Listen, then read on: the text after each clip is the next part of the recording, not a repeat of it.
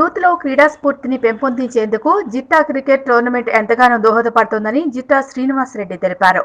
Jitta cricket tournament season 2 రేపు జరగనుంది. ఈ కార్యక్రమాన్ని మేడ్చల్ బీఆర్ఎస్ ఎమ్మెల్యే చామకూర మల్లారెడ్డి చేతుల మీదుగా ప్రారంభించనున్నారు.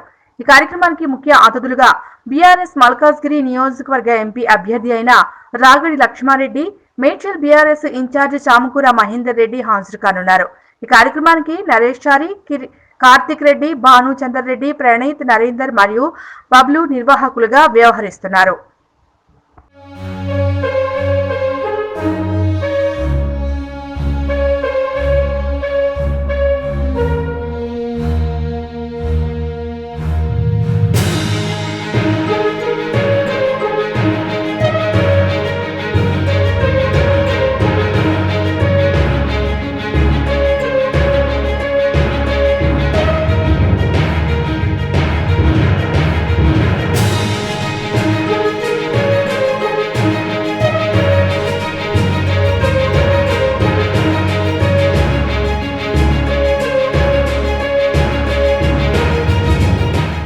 యూత్ లో క్రీడా స్ఫూర్తిని పెంపొందించేందుకు జిట్టా క్రికెట్ టోర్నమెంట్ ఎంతగానో దోహదపడుతోందని జిట్టా శ్రీనివాసరెడ్డి తెలిపారు.